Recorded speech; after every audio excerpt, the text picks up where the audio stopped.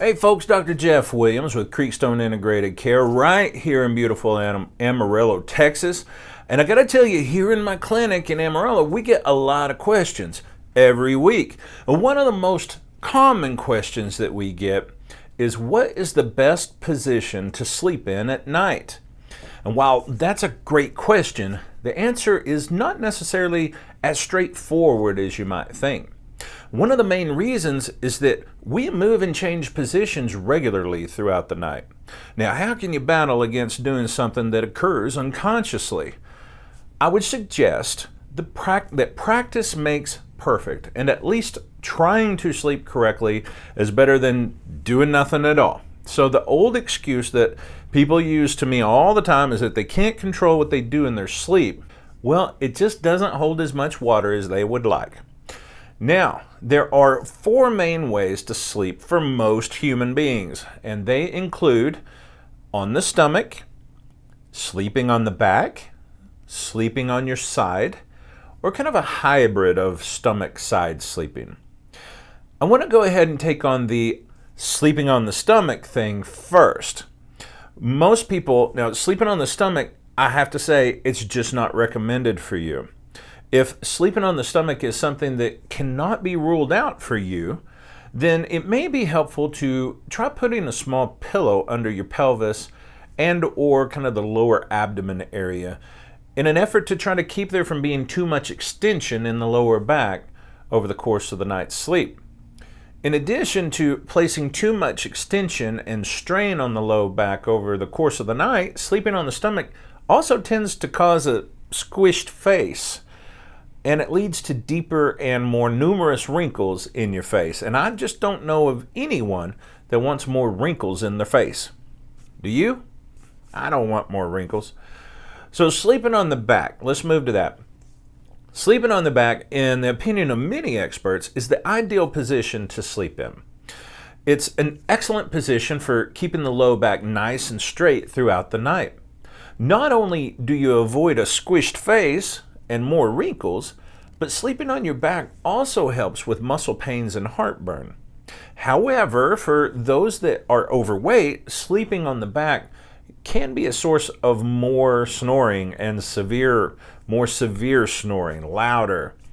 So that's not always ideal for your spouse's quality of sleep, as you might imagine. In general, sleeping on your back with a pillow under your knees is the best way to begin a restful night's sleep. I say begin because, like I mentioned, we're all likely to be changing positions throughout the night. I would say pretty much all you got to do is, when you're awakened in a different position, get back into the correct position, lay on your back, pillow under your knees, and then drift back off to sleep. Sleeping on your side is likely the second best way to sleep at night.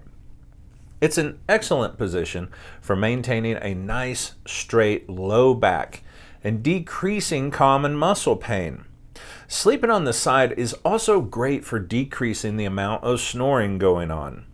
One drawback of sleeping on the side is the squish face wrinkles that commonly occur.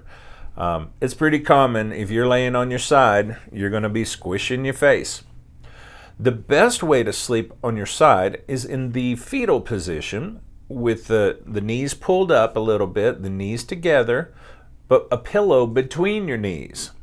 The pillow between the knees helps to straighten and reduce the stress and strain on the hips and the pelvis while you're sleeping. One other position I have yet to mention here is a hybrid of sleeping on the stomach and sleeping on your side. It is sleeping with one leg hiked up, partly on your stomach, partly on your side. Most people know about this position. This pure hybrid position is not really recommended due to the twisting and the stress that it can place on the low back and on the pelvis.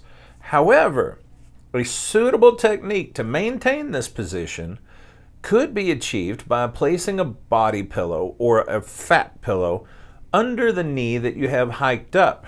This would help remove the twisting of the low back and the pelvis and help you to lay in a more straight position. So this is a very common way to sleep for so many people. It can be done, but a pillow under the knee that is hiked up is vital to long-term restful sleep and waking up with a pain-free back. So we have talked a lot so far about back pain, but what about pillows? The best way to use a pillow is to only have one of them. Y'all, only one pillow, okay? One pillow. That one pillow should have just enough support or bulkiness to keep the neck in a straight position when lying on the back or on the side. No more and no less. Fat pillows cause your neck to bend. Pillows that are too skinny cause the neck to bend. For a restful sleep, the straightness of the neck should be maintained as much as possible throughout the night. So it's common to hear patients tell me about all the pillows they've tried or all of the mattresses they've purchased trying to get better sleep and trying to wake up with less pain in the mornings.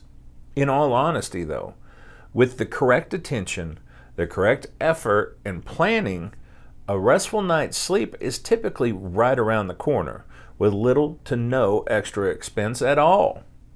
So there you have it. That's how you sleep at night. I hope I've brought you some great information. If you can, subscribe to our channel. The button's just right below this video. Maybe even share it with some of your friends that they always gripe about waking up sore and hurting. I know that they could use this information. So be a good person. Forward it on to them. Again, I'm Dr. Jeff Williams with Creekstone Integrated Care right here in Amarillo. Our number is 806-355-3000. Call us if we can help you.